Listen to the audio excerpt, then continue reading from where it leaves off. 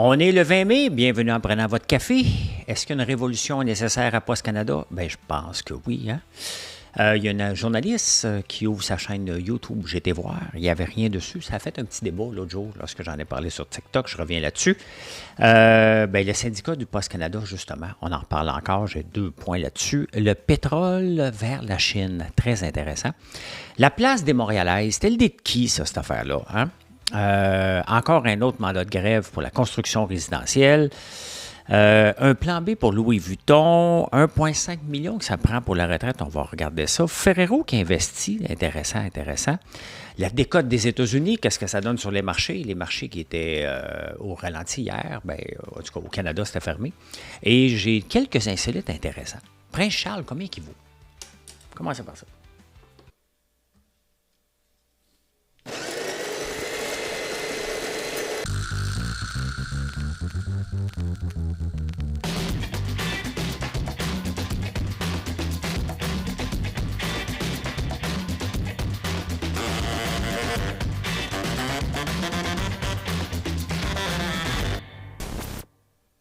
Hey, c'est pas des blagues, je parle de 3 fois de grève aujourd'hui.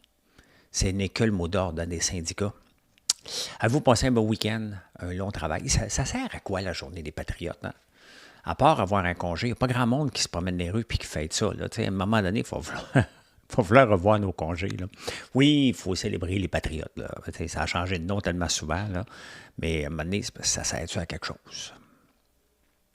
Hein? Ça sert-tu à quelque chose? Surtout qu'il pleut. En plus, on devrait choisir nos congés en fonction de la pluie. On peut-tu les remettre? Quand il fait beau, quand il pleut, on s'en va travailler. Quand il fait pas beau, quand il fait beau, on ne travaille pas. Hein? Comme la chanson de Claude François, vous connaissez, hein? Les lundis au soleil. Ça fait longtemps que je ne vous ai pas chanté une petite chanson. Hein? Revenons aux choses sérieuses. Révolution à faire à Post Canada. Post Canada qui va aller en grève incessamment, là, sont officiellement en faillite. Il faut se le dire, là, Post Canada n'est plus viable. La seule raison que ça vit, c'est que le gouvernement pompe de l'argent là-dedans. Un peu comme Lion électrique. Hein? L'hypocrisie du gouvernement, 500, presque 1 milliard dans Lion électrique par l'entremise de subventions pour que les autres autobus achètent leur... C'est complètement débile. On vit dans un monde débile. On vit dans un monde où les gouvernements ne sont pas capables de prendre une décision qui va faire le gros bon sens, de dire non, on va dire non. Puis oui, tu vas aller en faillite, puis on s'est trompé. Hein? Il faut remarquer, il faut le dire, là, Post Canada s'est trompé il y a longtemps. Ils n'ont pas fait le virage comme il fallait le faire. C'est à eux de nous dire, regarde, arrêtez d'envoyer des lettres à la poste. Hein? C'est à eux, parce que c'est pas rentable de faire ça. On aurait dû faire le virage bien avant. Les facteurs, écoute, que je respecte énormément, là. Je les aime, ces personnes-là. Je trouve que c'est un travail qui n'est pas facile, mais il reste qu'ils sont trop payés par rapport à la concurrence maintenant. Et est-ce qu'on a besoin des colis, des lettres à chaque jour? La réponse est non. Les entreprises, là, regardez, là, je suis obligé de faire de la promotion, de dire que je n'utilise pas Post Canada. Si je ne le dis pas, les gens ont peur de commander, qui ne sont pas habitués de commander. Je n'utilise pas Post Canada. Ça ne fait que nuire à tout le monde, cette entreprise-là. Je n'utilise pas Post Canada. Je reçois des chèques une fois de temps en temps. Là. Je reçois surtout les catalogues Uline. Là. Ça n'a pas de bon sens qu'ils en envoient tellement. Mais vous savez, j'ai déjà fait un catalogue. Il y a une raison pourquoi ça fonctionne bien. Ça fonctionne avec les clients actuels. Quand tu as déjà été un client d'une entreprise, tu reçois un catalogue, tu le gardes, tu feuillettes un peu. Hein? Et là, tu achètes. Donc, Uline, ça fonctionne. Si tu envoies un catalogue à quelqu'un que j'aime acheter, ça ne fonctionne pas. Tout simplement. Je l'ai déjà testé. Ça coûte cher, faire des catalogues. On l'a essayé une fois. On ne le fera pas, là, mais on l'avait essayé une fois. Ça a coûté très, très cher. Puis, voilà. Le problème, c'est qu'avec Post Canada, revenons avec le sujet principal, c'est que s'ils ne livrent plus à la maison, les colis et ça, est-ce qu'ils vont les livrer à la maison ou vont nous envoyer au bureau de poste? À quoi l'utiliser? Nous, quand on livre avec GLS, c'est livré à la porte. Là. C'est livré à la porte. Il n'y a pas grand vol. Là. Il y en a un peu, mais on s'en occupe. Faites-vous-en pas. Là. Donc, Post Canada, il va te livrer au bureau de poste. C'est ouvert à des heures qu'on n'est pas toujours disponible. Faut que tu y ailles le lendemain. C'est complexe en tabarnak. Je vais recevoir un petit papier pour dire va-t'en au bureau de poste. Là. On s'entend-tu que c'est de 1975, c'est le catalogue Sears. Là. Donc, voilà. Et puis, j'écoutais une entrevue du représentant syndical de Post Canada. Il était au 98.5 samedi matin, puis il dit « Avez-vous pensé aux aînés et aux Autochtones? »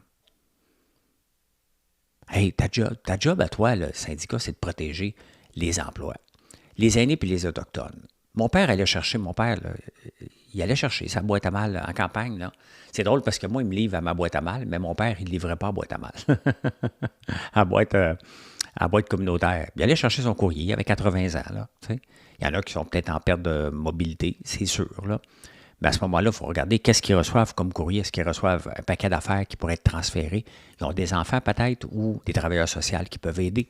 Mais tu sais, quand le syndicat il dit « Nous, on pense aux aînés et aux Autochtones », bien non, tu glisses ça dans la conversation pour qu'on se ferme la trappe et qu'on ne t'obstine pas. Là. La journaliste, c'était Elisabeth Craig, justement, ben, elle s'est pas obstinée avec. Qu'est-ce que tu voulais qu'elle dise, voyons.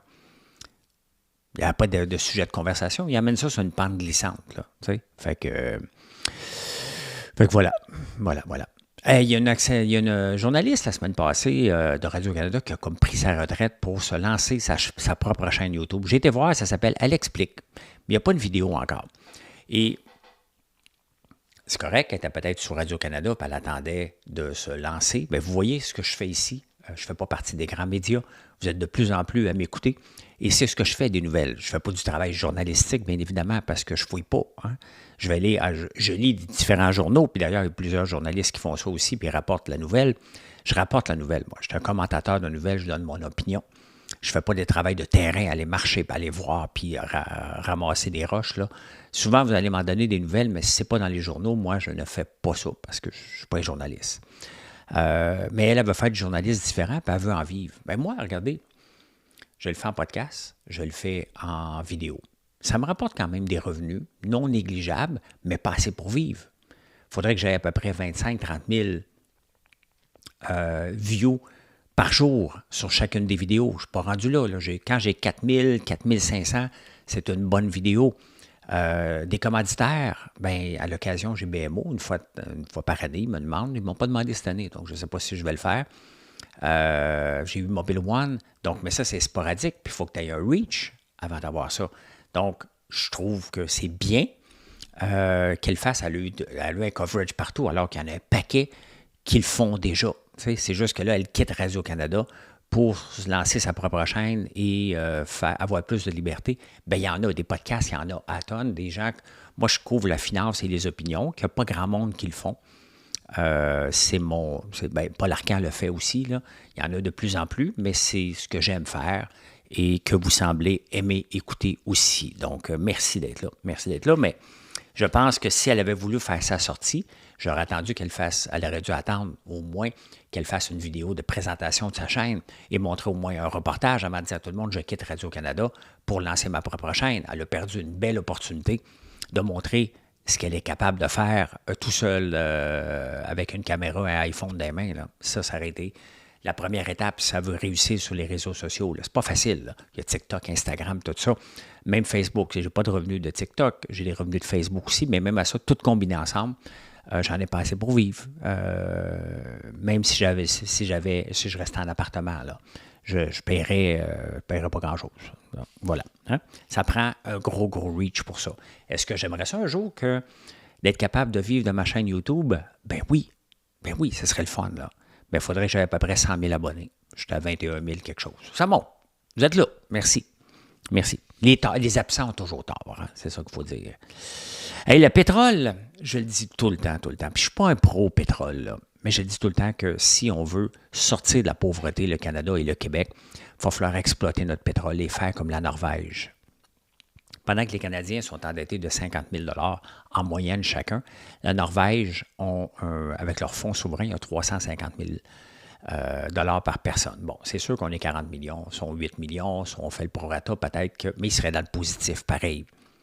Ils ont utilisé le pétrole pour ça. Bien, la bonne nouvelle, c'est qu'on commence à avoir de nouveaux clients pour le pétrole. Et un des plus gros est la Chine.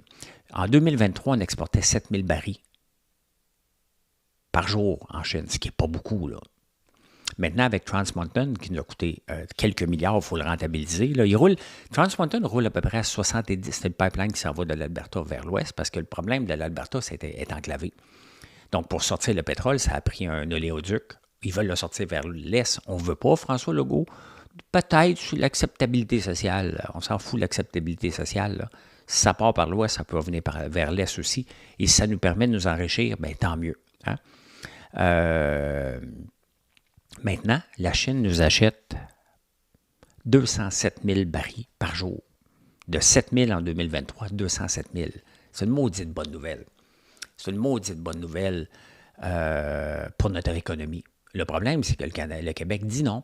Et pendant ce temps-là, pendant que l'Alberta vend beaucoup de pétrole puis s'enrichit, bien, le Québec ramasse, sur 10 ans, on a ramassé 130 milliards de l'Alberta en transfert de péréquation. Vous comprendrez pourquoi l'Alberta veut se séparer. Et la journée que le Québec va être riche, comme ça, on va vouloir se séparer, puis la séparation va fonctionner. Là. La minute qu'on est riche, là, la séparation va fonctionner. C'est juste qu'on est pauvre en ce moment. Et on dépend de trop de monde pour être capable de vivre. On n'a pas de richesse comme ça ici au Québec, pour le moment. Donc, il faut dire merci à nos Albertains. Merci les Albertains.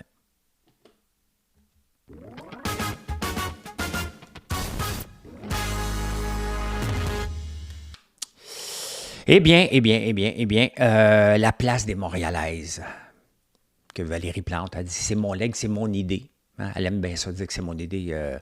Fadi Daguerre aussi, le chef, a dit, ben, il est un bon chef de police, ça c'est mon idée. Hein? Donc, si c'est son idée, c'est parfait. Vous savez comment ça a coûté la place des Montréalaises? On ne peut pas être contre les femmes, là, mettre en lumière des femmes. On ne peut pas être contre ça, tout est beau. Mais on est cassé comme des clous.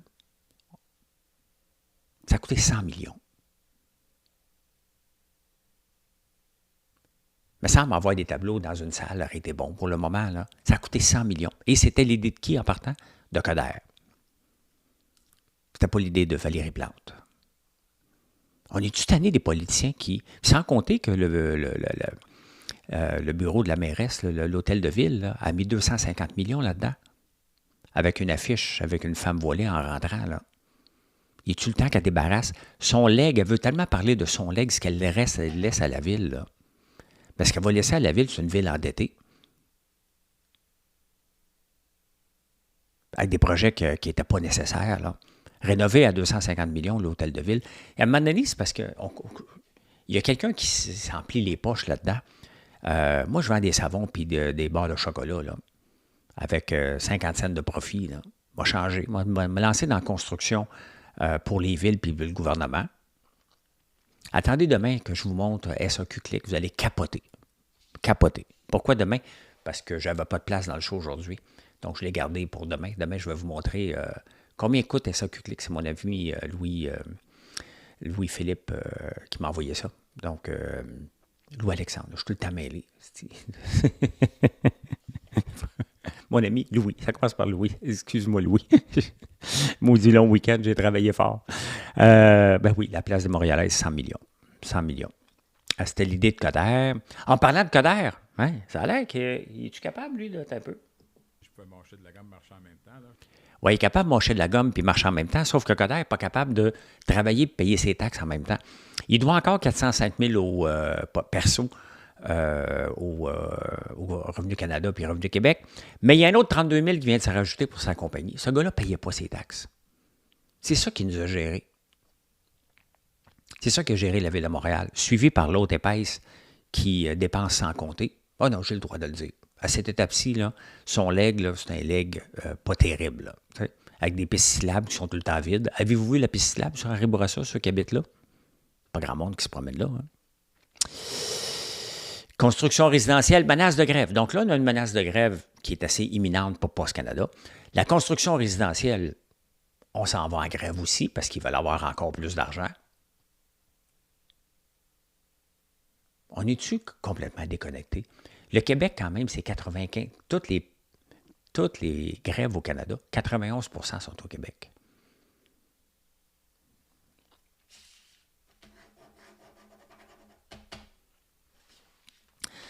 Le Journal de Montréal, il me fait toujours rire parce que le Journal de Montréal, ça dit tout le temps qu'il est neutre. Mais à part Richard Martineau qui dit ce qu'il pense, là, tous les autres chroniqueurs sont tous alignés pour le PQ. Peu importe si le PQ fait quelque chose de mal, le PQ est bon. Comme mon père.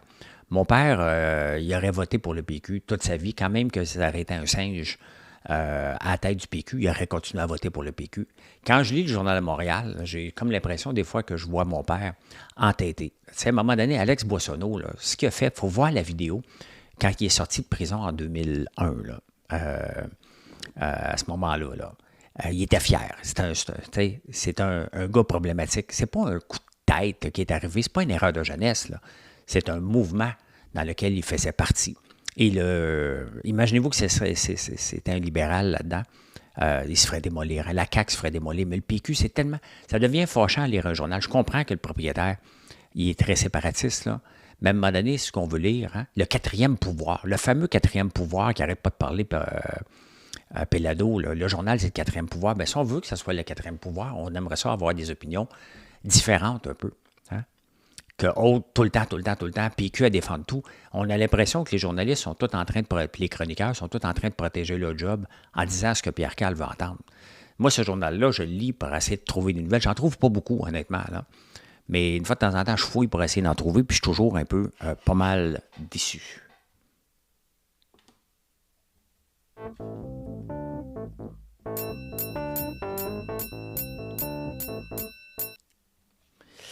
En finance, ben, quand il y a un long week-end comme ça, ben, surtout au Canada, bon, c'est différent un peu. On va aller voir quand même un peu la bourse, qu'est-ce qui se passe. Bien, c'est en dents de scie, hein, les États-Unis qui viennent de subir une décote, un peu comme le Québec. Donc là, il y a un mouvement, puis on peut le voir par le dollar canadien. Hein. La plupart, le dollar canadien remonte un peu parce que les gens vont déplacer des placements.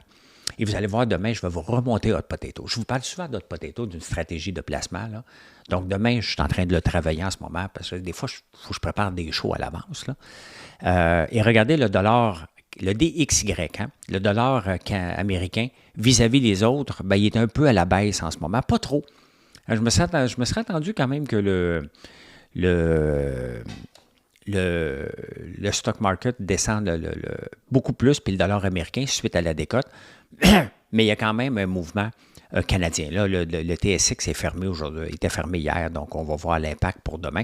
Mais il y a de plus en plus de gens qui déplacent leur argent hors des États-Unis, qui fait que c'est plus attrayant ailleurs. Mais comme je vous ai dit, le S&P 500, en ce moment, il est à 5 940. Donc, on est dans notre bracket de Livermore qui est 5 800 à 6 000 pour voir, y a-t-il un plancher? Hein? Puis c'est normal que là, un plancher pour dire, OK, là, ça ne descendra pas en bas de ça. On semble atteindre ce plancher-là vers les eaux qu'on est en ce moment. Donc, c'est très intéressant. Je veux vous montrer Louis Vuitton. Louis Vuitton que j'avais, qui allait super bien. Louis Vuitton. Louis Vuitton. LVMH. Regardez ça sur 5 ans. Pendant la pandémie, les gens achetaient beaucoup les Chinois. Hein, ils achetaient beaucoup de sacs Louis Vuitton. Puis de breloques, ça a déjà monté à 1000 $. L'action, 980, même 1010. 1010, et ça en vaut 558. Toute une débarque. Hein. Le problème, c'est que Louis Vuitton se doit d'avoir un plan B. J'ai dit souvent en affaires, il n'y a pas de plan B, là. Mais Louis Vuitton a justement misé trop sur les États-Unis et la Chine. Les États-Unis, les riches achètent moins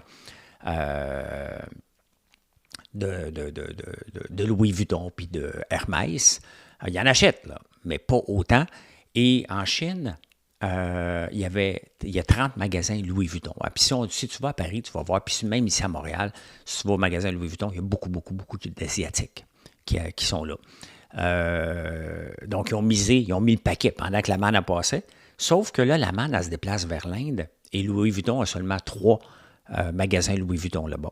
Donc, c'est là qu'il doit se revoir et se réinventer. J'ai confiance, mais quand même, c'est toute une débarque. Hein. C'est 50% du prix de l'action. Bernard Arnault, qui était un des plus riches au monde, n'est plus... À un moment donné, il était le plus riche au monde. Il ne l'est plus maintenant. Donc, je ne sais pas combien il vaut, là. Mais ça a diminué, bien évidemment. Hein. Toute sa richesse est dans Louis Vuitton. Donc, voilà. Hein. Voilà. C'est pas mal ça pour les actions. Y a-t-il quelque chose qui bouge beaucoup? Pas grand-chose qui est positif. Amazon. Pas grand-chose. C'est normal. On a eu quand même une belle semaine. On va voir qu'est-ce que la décote veut dire dans les prochains jours, semaines pour les États-Unis. Mais on est toujours à une surprise près avec avec notre Monsieur Orange. Et je suis tombé sur un statut sur X qui parlait de la grève chez Renaud-Bré. Hein. La grève chez Renaud-Bré dans les magasins de Québec dure depuis le mois de décembre. Il y avait une femme, je pense qu'elle avait été, même à tout le monde en parle, en tout cas dans les nouvelles à ce moment-là. Elle dit, ça fait 21 ans que je travaille là, je travaille encore un petit peu plus haut que le salaire minimum. Mais tu sais, rien enlevé, là. Mais quand tu travailles dans une librairie, tu n'as pas besoin d'un doctorat, là. Tu sais. On va se le dire, là. Déjà qu'il y a un syndicat là-dedans, bien, vous voyez maintenant, bon, il y a Renaud-Bré, Blaise, qui n'est pas toujours reconnu comme étant un gars sympathique, le président, a fait appel à des presseurs de grève ou des gens venant de d'autres succursales, et ça, c'est interdit. Donc, mais il continue à fonctionner malgré tout, puis il risque de donner son bout. Mais les employés, pendant ce temps-là, ont tout perdu, là.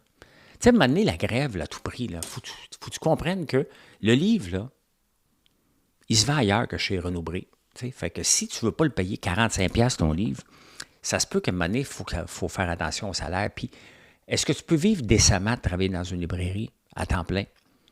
Tu vas vivre maigrement, là. C'est pas ça, ce genre de job-là qui va pouvoir, avec un bateau pain chalet, là. Tu peux pas dire, moi, je vais travailler là, puis je vais avoir la grande vie. Ça n'arrivera pas. Ce sont des jobs de départ, des jobs de base, puis c'est correct si les gens veulent faire une carrière là-dessus, mais il faut s'attendre à un salaire aussi qui vient avec, là, avec le degré de difficulté, là. Cependant, c'est sûr que si tu travailles là, ça se peut que tu sois passionné quand même de livres. À ce moment-là, il y a peut-être moyen de revoir la rémunération en fonction des livres que tu vends, puis un paquet d'affaires, mais il reste que ça n'a pas de sens. Si la grève est encore là depuis 6 mois, elle va durer là pendant des années encore. À un moment donné, le syndicat doit dire, ouais, OK, ça ne marche pas, mais quand même, hein? On n'en parle plus. On avait parlé au mois de décembre, mais regardez, les entreprises fonctionnent quand même. Ils doivent travailler plus fort, les cadres, là, mais voilà. Hein? Combien ça prend pour la retraite? Bien, il y a un nouveau chiffre qui vient de tomber qui dit, bien, si tu arrives à 65 ans, tu as besoin de 1,5 million pour la retraite. Pourquoi? Parce que il y a une chance sur 4. L'espérance de vie de 82 ans, là, ça c'est pour l'ensemble du monde. Hein? Mais quand tu arrives à 65 ans, ton espérance de vie est de 95, une chance sur 4. Donc, tu as une chance sur 4 de te rendre à 95 ans si tu t'es rendu jusqu'à 65 ans. Donc, c'est ça, la planification doit être faite pour les 30 prochaines années et c'est 1,5 million que ça prend pour avoir un salaire à peu près dans les 70 000. Là. On assume que tu es en santé ou que si tu n'es pas en santé, bien, tu vas avoir des frais à payer pour certains RPA. Donc, c'est 1,5 million maintenant que ça prend si tu as 65 ans. Parce que tu vas vivre, des bonnes chances que tu vives jusqu'à 95 ans. Une chance sur 4 jusqu'à 95 ans, ouais. Voilà. Hey, vous savez, bientôt, on va sortir une tartinade au popcorn et au chocolat avec l'érable puis notre huile de tournesol. Elle est bonne en tabarnouche. Est-ce qu'elle est assez bonne pour devenir le futur Nutella du Québec ou du monde? Bien, ça, je ne le sais pas. J'aimerais ça. Sincèrement, là, oui. Okay? Est-ce que j'aimerais que chacun de mes produits explose à un moment donné? Ben oui. C'est évident, là. OK? Elle est bonne en tabarnouche, notre tartinade. Les employés ont aimé, Marilyn a aimé, Gaël a aimé, je capote alors que je ne suis pas un gars qui mange beaucoup de sucré. On a le goût de l'érable, on a le goût du popcorn, on a le goût du chocolat. C'est un mix presque parfait. Mais je suis tombé sur un article justement de Ferrero Rocher, puis j'ai écouté quelques vidéos biographiques sur l'histoire de cette famille-là. C'est une 3e génération. Et c'est quand même intéressant. Ils en vendent pour des milliards. Là. C'est le Ferrero, Giovanni Ferrero. Et l'homme le plus riche d'Italie quand même, hein? 36 milliards. Bon, il est hérité, là, bien évidemment, là, mais ils produisent dans une seule usine, hein? En Normandie, qui viennent de rénover pour 100 millions, 600 000 pots de Nutella par jour. Et moi, si j'en vends 100 par jour, là, je suis heureux. Là. On n'est pas au même niveau, bien entendu, mais j'ai le droit de rêver. C'est ça qui fait vivre les entrepreneurs.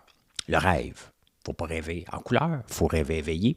Mais c'est ça qui nous fait avancer à chaque jour. On rêve. On travaille en conséquence. J'ai confiance en ce produit-là qui n'existe pas encore. Il existe, mais il faut le packager maintenant pour le vendre. Mais j'ai confiance. Vraiment très, très confiance en ce nouveau produit-là. Mais si j'en vends 100 par jour, je suis heureux. Si j'en vends 200, je suis très, très heureux. Si j'en vends 1000 par jour, un jour, encore plus heureux. On investit encore. Hein? On investit encore. Voilà.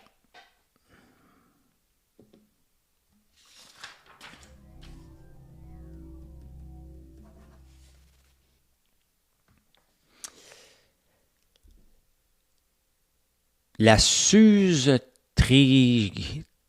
triginine. Vous savez, j'ai des douleurs dernièrement, puis j'ai aidé ces antidouleurs. Même une journée, j'étais obligé d'être sur la morphine tellement ça faisait mal. Le problème de tout ça, c'est que ça crée une dépendance. Bon, j'ai pris une seule fois, là. Mais il y a une nouvelle antidouleur qui ne crée pas de l'accoutumance. Il n'est pas encore disponible au Canada. Ça s'appelle le triginine. Quelque chose comme ça. Je voulais vous le dire, parce que maintenant, je fais partie de ceux qui sont obligés de prendre des antidouleurs à l'occasion. Hein. Combien vaut le prince Charles? Combien valait sa mère, la reine Élisabeth? Bien, le prince Charles vaut 610 millions de pounds. Ça, c'est 1,1 milliard. Et il vaut 210 millions de pounds de plus, donc 350 millions de plus que sa mère. Quand même, hein? Et 140 millions de pounds, donc 250 millions de plus que les Beckham. Beckham vaut 750 millions, lui et sa femme. Quand même, hein? 1,11 milliard, le prince Charles. Mais on est obligé de payer ses dépenses quand il vient au Canada. Il va venir là, pour le discours du trône. Là.